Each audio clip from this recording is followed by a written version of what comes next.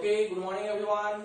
चलिए आज हम लोग डिस्कस करते हैं class 8 subject science chapter 5 coal and petroleum के ऊपर। ओके, इस चैप्टर के बारे में बहुत सारे चीज हम लोग डिस्कस कर चुके हैं। कोल के बारे में डिस्कस कर चुके हैं, पेट्रोलियम के बारे में डिस्कस कर चुके हैं और कैसे रिफाइनिंग होती है, इन सब चीजों के ऊपर डिस्कस कर चुके हैं। अब हम लोग को एक इंपॉर्टेंट टॉपिक समझना है और वो क्या है कि नेचुरल रिसोर्सेज, जितने भी नेचुरल रिसोर्सेज हैं उसके सोर्स लिमिटेड है।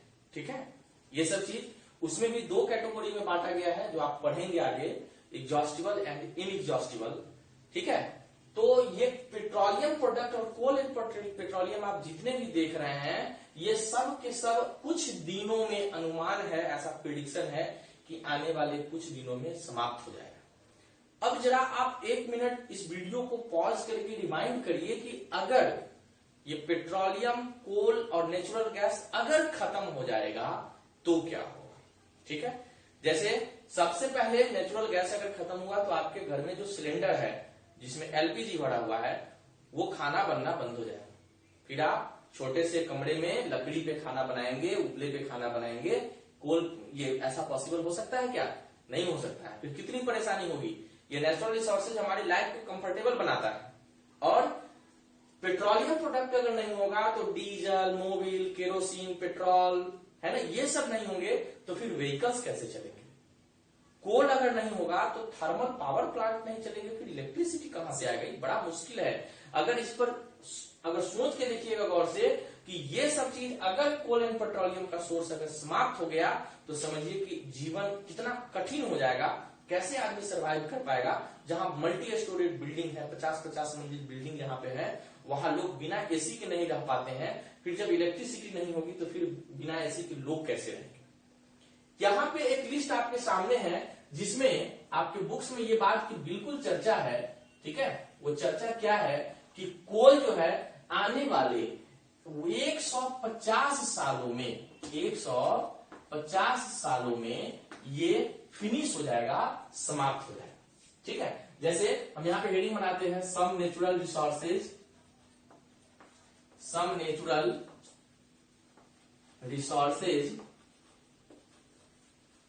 Resources are limited.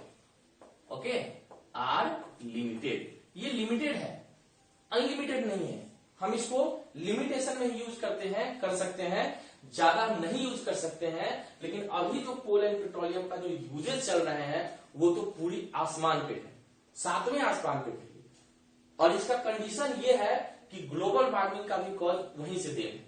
बहुत जमाने पहले से पेट्रोलियम का यूज नहीं हो रहा है, ये 200-300 सालों से पेट्रोलियम का यूज हो रहा है, जब से मशीन वगैरह बने हैं तब से।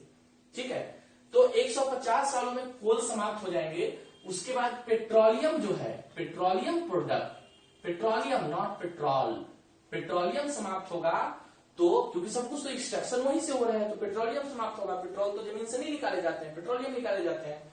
तो इसका अनुमान है कि अगले 40 सालों में ये जो है फिनिश हो जाएंगे, समाप्त हो जाएंगे। नेचुरल गैस अगले 60 ईयर में लगभग समाप्त हो जाने की स्थिति में ऐसा प्रेडिक्शन माना गया है। ठीक है, अब आप सोच रहे होंगे, कुछ लोग बड़ा सोच रहे होंगे, चलिए डोंट वरी, 150 साल के बाद तो हम रहेंगे ही नहीं, कहानी खत्म है। ठीक है, 40 साल बाद तो हम बुढ़े हो गए रहेंगे तो हमारी भी कहानी खत्म है, और 60 साल बाद तो वैसे भी हमारी कहानी खत्म हो जा रही है। वैसे भी पॉल्यूशन बहुत बढ़ रहा है। बहुत अगर ऐसा सोच रहे हैं तो समझ लीजिए कि अगर आपसे पहले, हम लोगों से पहले अगर दादाजी भी यही बात सोचे होते तो आज हम लोगों का क्या हुआ रहता। आज हम लोग को ये पेट्रोलियम प्रोडक्ट मिलता क्या? नहीं मिलता। पेट्रोलियम मिलते? नहीं मिलते। फिर हम लोगों की लाइफ क्या होती। तो जब आज के डेट में लाइफ की ये स्थिति है, अगर पेट्रोलियम प्रोडक्ट नहीं रहेंगे तो 40-50-100 साल के बाद क्या स्थिति होगी। उस समय तो लोग मशीन से ही सब कुछ करेंगे, इलेक्ट्रिसिटी की उतनी जरूरत पड़ेगी, फिर उसकी भरपाई हम कैसे कर पाएंगे। बड़ी गौर करने की बात है। तो अब कंडीशन है, देखिए पेट्रोलियम प्रोडक्ट अधिक से अधिक यूज करने के कारण एक और क्षति क्या हुई हमारे इकोसिस्टम को, जरा इसको समझ लीजिए। हमारे इकोसिस्टम की सबसे बड़ी क्षति हुई। आपने जब सोलर सिस्टम पढ़ा था तो उसमें आपने देखा था कि मून पे, ठीक है, मून पे दिन का टेम्परेचर कितना होता है, ओके, दिन का टेम्परेचर मून पे कितना होता है 110 डिग्री सेल्सियस, 110 डिग्री सेल्सियस, वो भी प्लस में, ठीक है, डे टाइम में, ठीक है, डे टाइम में। हालांकि सोलर सिस्टम में इसको हम पढ़ेंगे हम लोग फिर से। और नाइट में जो सोलर सिस्टम उसकी जो टेम्परेचर होती है वो होती है 150 डिग्री, वो भी माइनस में होती है, ठीक है, माइनस में 150 डिग्री सेल्सियस होती है।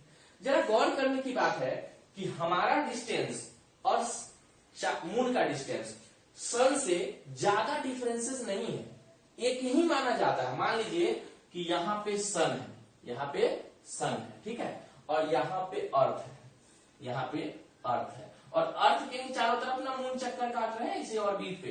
तो आप कह सकते हैं कि सन से जो इनका डिस्टेंस है ये तो दोनों अप्रॉक्सिम है, कभी मून इधर रहेगा कभी ये घूमता रहता है, तो अप्रॉक्सिम ही है। लेकिन आप देखेंगे तो अर्थ पे दिन का टेम्परेचर कितना होता है, अगर 35 डिग्री सेल्सियस है प्लस में, तो नाइट का कितना है 25 डिग्री सेल्सियस है, वो भी दोनों है प्लस में। कितना का फ्लक्चुएशन हुआ, मात्र 10 डिग्री की फ्लक्चुएशन हुई, ठीक है। लेकिन यहाँ का फ्लक्चुएशन देखिए, दिन में हाई टेम्परेचर, नाइट में लो टेम्परेचर। हालांकि वहां 14 दिन पे दिन रात होती है, नो प्रॉब्लम। तो 14 दिन के बाद यहाँ पे पता चलेगा कि पानी होगा तो आइस बन जाएगा, और 14 दिन ये भाइपर बन जाएंगे। 100 डिग्री पर तो वैसे भी भाइपर बन जाते हैं, और 14 दिन के बाद पता चलेगा कि भाइपर यहाँ पे आइस बन गया। अब कंडीशन है कि यहाँ पे आदमी का सरवाइव करना इसीलिए तो मुश्किल है, और भी कॉज है, लेकिन ये भी एक कॉज है, वन ऑफ देम, ठीक है। तो ऐसा क्यों होता है, मून पे ये कंडीशन क्यों है और अर्थ पे ये कंडीशन क्यों है? इसके पीछे रीजन है कि यहाँ पे एटमॉस्फेयर है। क्या है? एटमॉस्फेयर है, और एटमॉस्फेयर होने के कारण, एटमॉस्फेयर जब चैप्टर पढ़ेंगे तो उसका एक लेयर होता है, ठीक है, लिथोस्फेयर, एटोस्फेयर, मेसोस्फेयर, एक्सोस्फेयर, ठीक है, ट्रोपोस्फेयर, ये सब लेयर है, वो एटमॉस्फेयर टॉपिक है।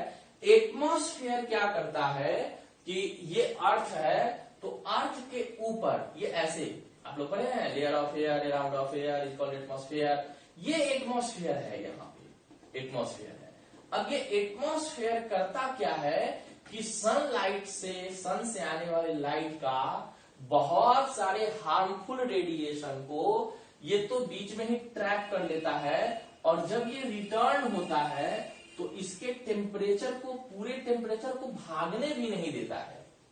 जब ये इनकमिंग हीट है तो ये बहुत हाई खतरनाक गैसेस को, खतरनाक टेम्परेचर जो भी है, इसको रोकने का भी काम करता है, प्लस टेम्परेचर को भी कंट्रोल करने का काम करता है। यही कॉज है कि इसका टेम्परेचर दिन में आपको 35 डिग्री मिलेगा, और जब ये नाइट होती है तो जब टेम्परेचर रिटर्न, जो लाइट रेडिएशन जब रिटर्न होते हैं तो उसको भी ट्रैप करने का काम करता है। दैट मीन्स यहां भी कंट्रोल होता है।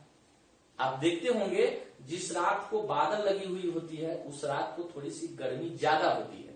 उसके पीछे रीजन ये होता है कि यहाँ पर मान लीजिए कि क्लाउड्स है ना, क्लाउड्स है, तो यहाँ लाइट आया, फिर गया वापस, फिर यहां से आ गया वापस, तो गर्मी ज्यादा लगेगी। लेकिन जब बादल नहीं है, जियोग्राफी में क्वेश्चन भी ऐसा पूछा जाएगा, ये क्लाउड्स नहीं है तो गया तो सीधे वापस चला गया, तब आपको रिटर्न फिर दोबारा नहीं आया तो गर्मी कम लगेगी।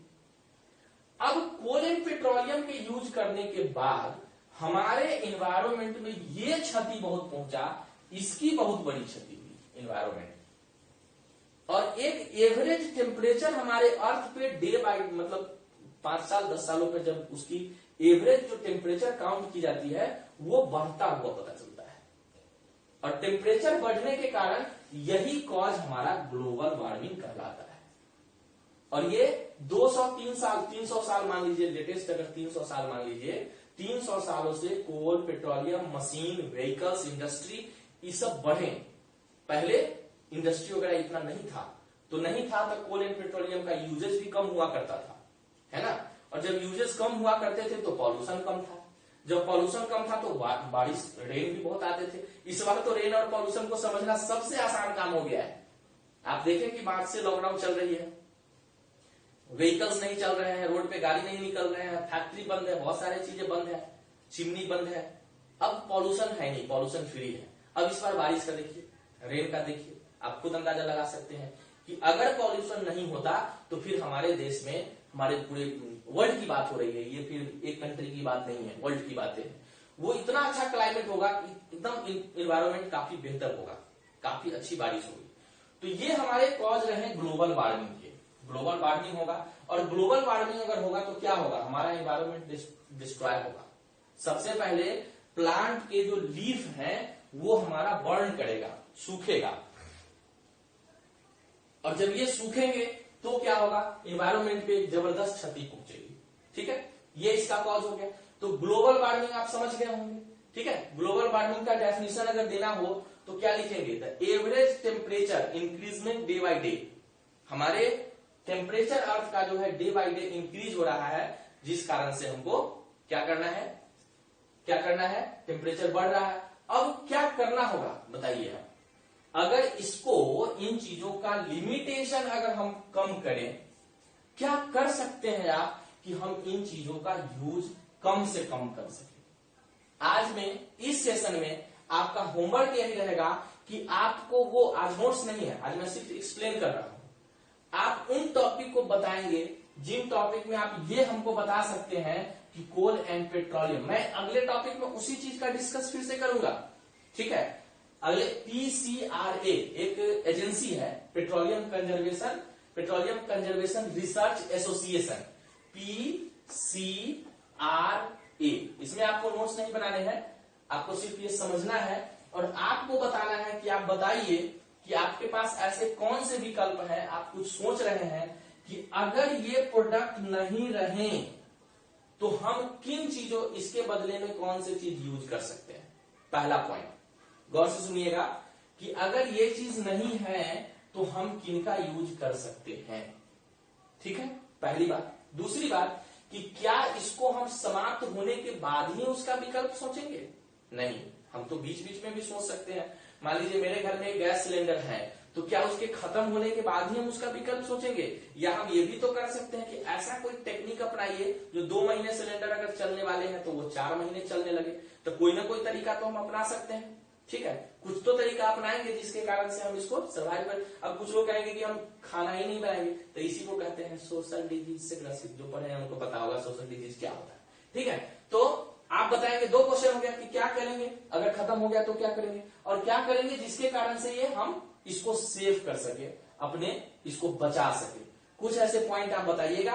PCRA petroleum conservation research association कुछ गाइडलाइन जारी किया कि ये सब काम हम लोग करेंगे तो हमारा जो नेचुरल रिसोर्सेज है उसकी खपत भी कम होगी, साथ में पॉल्यूशन भी कम फैलेंगे, साथ में इन्वायरमेंट पे भी कोई इफेक्ट नहीं पड़ेगा, और लंबे समय तक हम सर्वाइव भी कर पाएंगे। और इसके बदले में अभी से उन चीजों का अगर यूज करना हम शुरू कर देंगे तो आने वाले जेनरेशन को ये सब चीज मिलता रहेगा। जैसे हम अभी लाइफ को कंफर्टेबल जी रहे हैं, वैसे वो लोग भी लाइफ को कंफर्टेबल जिए। तो PCRA ने गाइडलाइन कुछ जारी किए हुआ है, उसके बारे में हम आपको नेक्स्ट वीडियो में गाइडलाइन क्या है वो गाइडलाइन पर डिस्कस करेंगे। लेकिन इसमें आप लोग बताएंगे कि ग्लोबल वार्मिंग और इन सब चीजों से बचने के लिए आपके पास क्या कोई आइडिया है। ये आइडिया आप एक पेज पे लिख करके हमको सेंड करेंगे। नेक्स्ट वीडियो में आपको उसका हम गाइडलाइन क्या है वो भी हम बताएंगे। ठीक है, उसके बाद ये chapter coal and petroleum finish हो जाएगा। बट आज आपका होमवर्क है कि आपको बताना है कि ये क्या क्या करना है। तो इस क्वेश्चन को मैं लिख देता हूं कि आपको ये मिटा दे रहा हूं, लेकिन आप लिखेंगे। ठीक है, तो क्या है, 2 क्वेश्चन मैं आपको दे रहा हूं। How can we minimise uses of petroleum, coal and petroleum product. How can we, पहला question, how can we minimise uses of coal and petroleum। Okay, कैसे हम इसको मिनिमाइज कर सकते हैं। ठीक है, दूसरा क्वेश्चन है, हैव यू एनी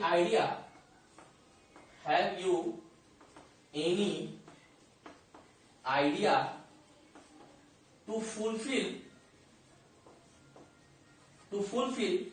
ठीक है, absence of